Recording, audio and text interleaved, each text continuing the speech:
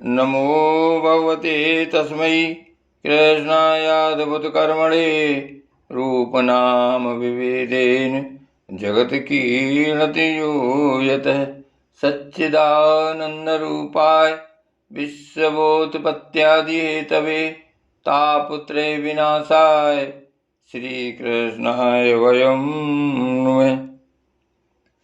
श्रीमद्भागवत महापुराण एकादश स्कंध अध्याय 6। देवताओं की भगवान से स्वधाम सुधारने के लिए प्रार्थना तथा यादवों को प्रवास क्षेत्र जाने की तैयारी करते देखकर उद्धव का भगवान के पास आना। श्री सुखदेव जी कहते हैं, परीक्षित, जब देव ऋषि नारद वसुदेव जी को उपदेश करके चले गए, तब अपने पुत्र सनकादिकों, देवताओं और प्रजापतियों के साथ ब्रह्मा जी, भूतगणों के साथ सर्वेश्वर महादेव जी और मरुदगणों के साथ देवराज इंद्र द्वारका नगरी में आए। साथ ही सभी आदित्यगण, 8 वसु, अश्विनी कुमार, ऋभु, अंगिरा के वंशज ऋषि, 11 रुद्र, विश्वे देव, साध्यगण, गंधर्व, अप्सराएं, नाग, सिद्धचारण, गुहक ऋषि पितर, विद्याधर और किन्नर भी वहीं पहुंचे।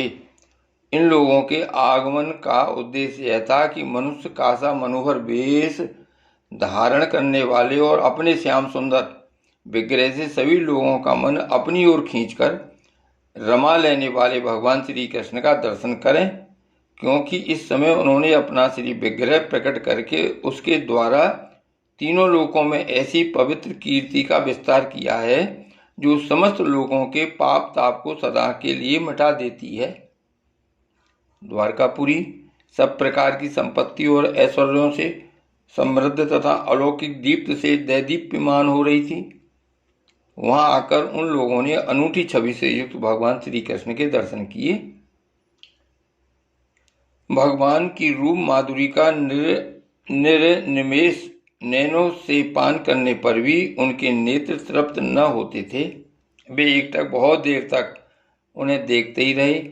उन लोगों ने स्वर्ग के उद्यान, नंदन वन, चैत्र रथ आदि के दिव्य पुष्पों से जगदीश्वर भगवान श्री कृष्ण को ढक दिया और चित्र विचित्र पदों तथा अर्थों से युक्त वाणी के द्वारा उनकी स्तुति करने लगे। देवताओं ने प्रार्थना की, स्वामी, कर्मों के विकट फंदों से छूटने की इच्छा वाले मुमुक्ष जन भक्ति भाव से अपने हृदय में जिसका चिंतन करते रहते हैं, आपके उसी चरण कमलों को हम लोगों ने अपनी बुद्धि, इंद्रिय, प्राण, मन और वाणी से साक्षात नमस्कार किया है। अहो आश्चर्य है अजित, आप माइक, रज आदि गुणों में स्थित होकर इस अचिंत्य नाम रूपात्मक प्रपंच की त्रिगुणमयी माया के द्वारा अपने आप में ही रचना करते हैं, पालन करते और संहार करते हैं। ये सब करते हुए भी इन कर्मों से आप लिप्त नहीं होते हैं, क्योंकि आप राग द्वेषादि दोषों से सर्वथा मुक्त हैं और अपने निरावरण अखंड स्वरूपभूत परमानंद में मगन रहते हैं। स्तुति करने योग परमात्मन, जिन मनुष्यों की चित्तवृत्ति राग द्वेष आदि से कलुषित है, जिन लोगों की चित्तवृत्ति राग द्वेष आदि से कलुषित हैं, वे उपासना, वेदाध्ययन, दान, तपस्या और यज्ञ आदि कर्म भले ही करें, परंतु उनकी वैसी शुद्धि नहीं हो सकती जैसी श्रवण के द्वारा संपुष्ट शुद्धांतःकरण सज्जन पुरुषों की। आपकी लीला कथा कीर्ति के विषयों में दिनों दिन बढ़कर परिपूर्ण होने वाली श्रद्धा से होती है।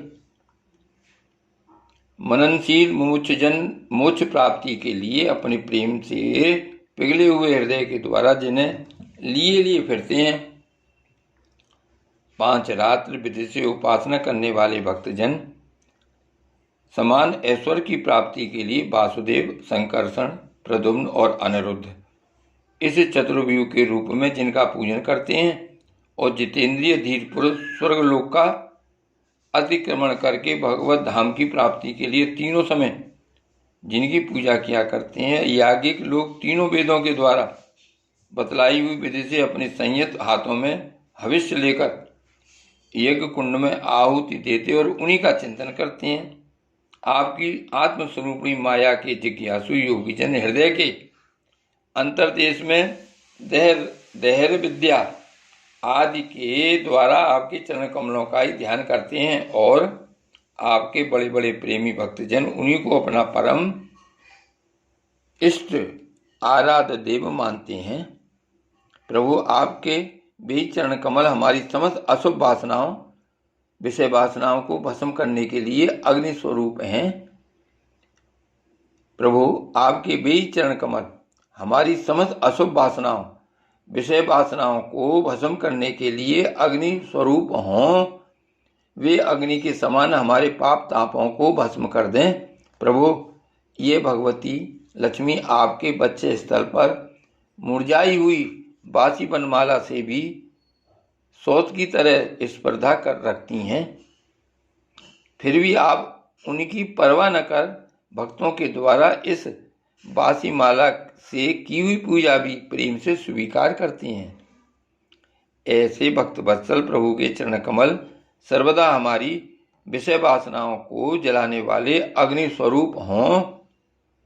अनंत वामन अवतार में देवराज बलि की दी हुई पृथ्वी को नापने के लिए अनंत वामन अवतार में दैत्यराज बल की दी हुई पृथ्वी को नापने के लिए जब आपने अपना पग उठाया था और वह सत्रलोक में पहुंच गया था, तब यह ऐसा जान पड़ता था मानो कोई बहुत बड़ा विजय ध्वज हो। गंगा जी के पखारने के बाद ब्रह्मा जी के पखारने के बाद उससे गिरती हुई गंगा जी के जल की 3 धाराएं ऐसी जान पड़ती थी मानो उसमें लगी हुई 3 पताकाएं फहरा रही हों। उसे देखकर असुरों की सेना भयभीत हो गई थी और देव सेना निर्भय। आपका वह चरण कमल साधु स्वभाव पुरुषों के लिए आपके धाम वैकुंठ लोक की प्राप्ति का और दुष्टों के लिए अधोगति का कारण है। भगवान, आपका वही पाद पद्म हम भजन करने वालों के लिए आपका वही पाद पद्म हम भजन करने वालों के सारे पाप ताप धो बहा दे। ब्रह्मा आदि जितने भी शरीरधारी हैं वे सत्व रज तम इन तीनों गुणों के परस्पर विरोधी त्रिविध भावों की टक्कर से जीते मरते रहते हैं।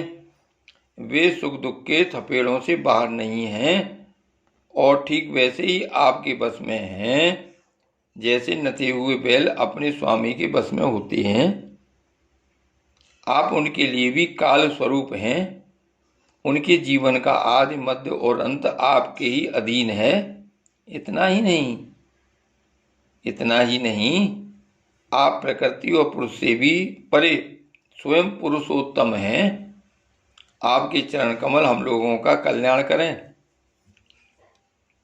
प्रभु, आप इस जगत की उत्पत्ति स्थिति और प्रलय के परम कारण हैं, क्योंकि शास्त्रों ने ऐसा कहा है कि आप प्रकृति पुरुष और महतत्व के भी नियंत्रण करने वाले काल हैं। शीत ग्रीष्म और वर्षा काल रूप 3 नाभियों वाले संवत्सर के रूप में आपको 6 की ओर ले जाने वाले काल आप ही हैं। आपकी गति अबाध और गंभीर है। आप स्वयं पुरुषोत्तम हैं। यह पुरुष आपसे शक्ति प्राप्त करके अमोघ वीर हो जाता है और फिर माया के साथ संयुक्त होकर विश्व के महतत्व रूप गर्भ का स्थापन करता है। इसके बाद वह महतत्व तृणमयी माया का अनुसरण करके पृथ्वी जल तेज वायु आकाश अहंकार और मन रूप 7 आवरणों यानी परतों वाले इस सुवर्ण वर्ण ब्रह्मांड की रचना करता है। इसलिए ऋषिकेश, आप समस्त चराचर जगत के अधीश्वर हैं। यही कारण है कि माया की गुण विषमता के कारण बनने वाले विभिन्न पदार्थों का उपभोग करते हुए भी आप उनमें लिप्त नहीं होते। यह केवल आपकी ही बात है। आपके अतिरिक्त दूसरे तो स्वयं उनका त्याग करके भी उन विषयों से डरते रहते हैं। 16,000 से अधिक रानियां आपके साथ रहती हैं। वे सब अपनी मंद मंद मुस्कान और तिरछी चितवन से युक्त मनोहर भौं के इशारे से और सुर तालापों से प्रौढ़ सम्मोहक काम बाण चलाती हैं और काम कला की विविध रीतियों से आपका मन आकर्षित करना चाहती हैं, परंतु फिर भी वे अपने परिपुष्ट काम बाणों से आपका मन तनिक भी न टिका सकी। वे असफल ही रहीं। आपने त्रिलोकी की पाप राशि को धो बहाने के लिए बहाने के लिए 2 प्रकार की पवित्र नदियां बहा रखी हैं। एक तो आपकी अमृतमयी लीला से भरी कथा नदी और दूसरी आपके पाद प्रक्षालन के जल से भरी गंगा जी। अतः सत्संग प्रेमी विवेकी जन कानों के द्वारा आपकी कथा नदी में और शरीर के द्वारा गंगा जी में गोता लगाकर दोनों ही तीर्थों का सेवन करते हैं और अपने पाप ताप मिटा देते हैं। श्री सुखदेव जी कहते हैं, परीक्षित, समस्त देवताओं और भगवान शंकर के साथ ब्रह्मा जी ने इस प्रकार भगवान की स्तुति की। इसके बाद वे प्रणाम करके अपने धाम में जाने के लिए आकाश में स्थित होकर भगवान से इस प्रकार कहने लगे। ब्रह्मा जी ने कहा, सर्वात्मन प्रभु, पहले हम लोगों ने आपसे अवतार लेकर पृथ्वी का भार उतारने के लिए प्रार्थना की थी, सो वह काम आपने हमारी प्रार्थना के अनुसार ही यथोचित रूप से पूरा कर दिया। आपने सत्यपारायण साधु पुरुषों के कल्याणार्थ धर्म की स्थापना भी कर दी और 10 दिशाओं में ऐसी कीर्ति फैला दी जिसे सुनाकर सब लोग अपने मन का मैल मिटा देते हैं। आपने यह सर्वोत्तम रूप धारण करके यदुवंश में अवतार लिया और जगत के हित के लिए उदारता और पराक्रम से भरी अनेकों लीलाएं की। प्रभु, कलयुग में जो साधु स्वभाव मनुष्य आपकी इन लीलाओं का श्रवण कीर्तन करेंगे, वे सुगमता से ही इस अज्ञान रूप अंधकार से पार हो जाएंगे। पुरुषोत्तम सर्वशक्तिमान प्रभु, आपको यदुवंश में अवतार ग्रहण किए 125 वर्ष बीत गए हैं। सर्वाधार, अब हम लोगों का ऐसा कोई काम बाकी नहीं है जिसे पूर्ण करने के लिए आपके यहाँ रहने की आवश्यकता हो। ब्राह्मणों के शाप के कारण आपका यह कुल भी एक प्रकार से नष्ट हो ही चुका है। इसलिए वैकुंठनाथ, यदि आप उचित समझें तो अपने परम धाम में पधारिए और अपने सेवक हम लोकपालों का तथा हमारे लोगों का पालन पोषण कीजिए। भगवान श्री कृष्ण ने कहा, ब्रह्मा जी, आप जैसा कहते हैं मैं पहले से ही वैसा निश्चय कर चुका हूँ। मैंने आप लोगों का सब काम पूरा करके पृथ्वी का भार उतार दिया, परंतु अभी एक काम बाकी है। वह यह कि यदुवंशी बल, विक्रम, वीरता, शूरता और धन संपत्ति से उन्मत्त हो रहे हैं। ये सारी पृथ्वी को ग्रस लेने पर तुले हुए हैं। इन्हें मैंने ठीक वैसे ही रोक रखा है जैसे समुद्र को उसके तट की भूमि। यदि मैं घमंडी और उच्छृंखल यदुवंशियों का यह विशाल वंश नष्ट किए बिना ही चला जाऊंगा तो ये सब मर्यादा का उल्लंघन करके सारे लोगों का संहार कर डालेंगे। निष्पाप ब्रह्मा जी, अब ब्राह्मणों के हिसाब से इस वंश का नाश प्रारंभ हो चुका है। इसका अंत हो जाने पर मैं आपके धाम में होकर जाऊंगा। श्री सुखदेव जी कहते हैं, परीक्षित, जब अखिल लोकाधिपति भगवान श्री कृष्ण ने इस प्रकार कहा तब ब्रह्मा जी ने उन्हें प्रणाम किया और देवताओं के साथ वे अपने धाम को चले गए। उनके जाते ही द्वारकापुरी में बड़े बड़े अपशकुन, बड़े बड़े उत्पात उठ खड़े हुए। उन्हें देखकर यदुवंश के बड़े बूढ़े भगवान श्री कृष्ण के पास आए।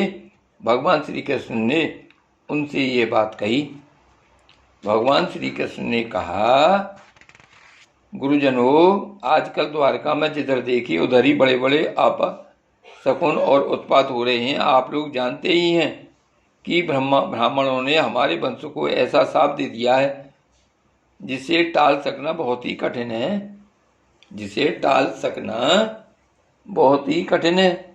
मेरा ऐसा विचार है, यदि हम लोग अपने प्राणों की रक्षा चाहते हों तो हमें यहाँ नहीं रहना चाहिए। अब विलंब करने की आवश्यकता नहीं है। हम लोग आज ही परम पवित्र प्रभास क्षेत्र के लिए निकल पड़ें। प्रभास क्षेत्र की महिमा बहुत प्रसिद्ध है। जिस समय दक्ष प्रजापति के हिसाब से चंद्रमा को राज छयाम योग ने गिरस लिया था, उस समय उन्होंने प्रभास क्षेत्र में जाकर स्नान किया और वे तत्क्षण उस पापजन्य रोग से छूट गए। साथ ही उन्हें कलाओं की अभिवृद्धि भी प्राप्त हो गई। हम लोग भी प्रभास क्षेत्र में चलकर स्नान करेंगे, देवता एवं पुत्रों का तर्पण करेंगे और साथ ही अनेकों गुण वाले पकवान तैयार करके श्रेष्ठ ब्राह्मणों को भोजन कराएंगे। वहाँ हम लोग उन सतपात ब्राह्मणों को पूरी श्रद्धा से बड़ी बड़ी दान दक्षिणा देंगे और इस प्रकार उनके द्वारा अपने बड़े बड़े संकटों को वैसे ही पार कर जाएंगे जैसे कोई जहाज के द्वारा समुद्र पार कर जाए। श्री सुखदेव जी कहते हैं, कुलनंदन, जब भगवान श्री कृष्ण ने इस प्रकार आज्ञा दी तब यदुवंशियों ने एक मत से प्रवास जाने का निश्चय कर लिया और सब अपने अपने रथ सजाने जोतने लगे। परीक्षित, उद्धव जी भगवान श्री कृष्ण के बड़े प्रेमी और सेवक थे। उन्होंने जब यदुवंशियों को यात्रा की तैयारी करते देखा, भगवान की आज्ञा सुनी और अत्यंत घोर अपशकुन देखे, तब वे जगत के एकमात्र अधिपति भगवान श्री कृष्ण के पास एकांत में गए, उनके चरणों पर अपना सिर रखकर प्रणाम किया और हाथ जोड़कर उनसे प्रार्थना करने लगे। उद्धव जी ने कहा, योगेश्वर, आप देवादिदेवों के भी अधीश्वर हैं। आपकी लीलाओं के श्रवण कीर्तन से जीव पवित्र हो जाता है। आप सर्वशक्तिमान परमेश्वर हैं। आप चाहते तो ब्राह्मणों के शाप को मिटा सकते थे, परंतु आपने वैसा किया नहीं। इससे मैं ये समझ गया कि अब आप यदुवंश का संहार करके इसे समेटकर अवश्य ही इस लोक का परित्याग कर देंगे। परंतु घुंघराली अलकों वाले श्याम सुंदर, मैं आधे क्षण के लिए भी आपके चरण कमलों के त्याग की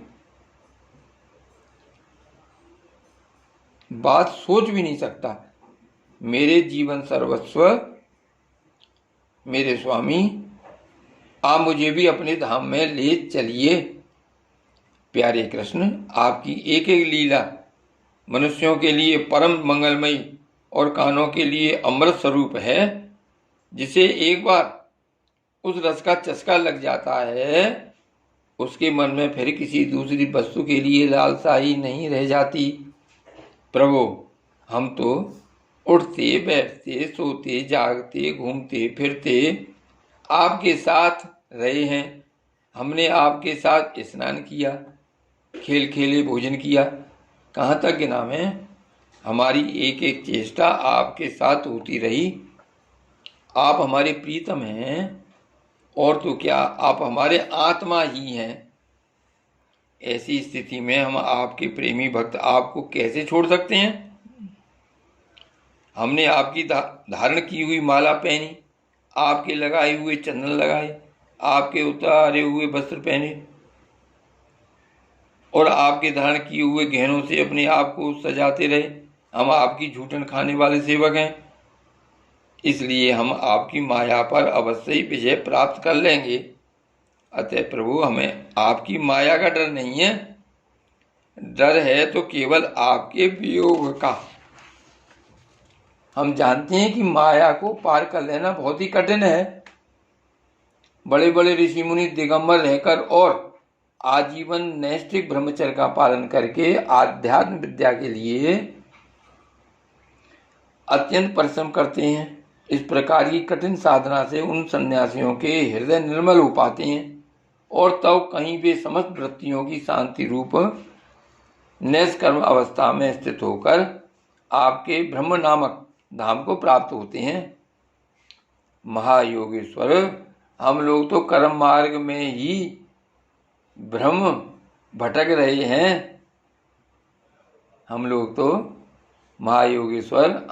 तो कर्म मार्ग में ही भ्रम भटक रहे हैं, परंतु इतना निश्चित है कि हम आपके भक्तजनों के साथ आपके गुणों और लीलाओं की चर्चा करेंगे तथा मनुष्यों की सी लीला करते हुए आपने जो कुछ किया या कहा है उसका स्मरण कीर्तन करते रहेंगे।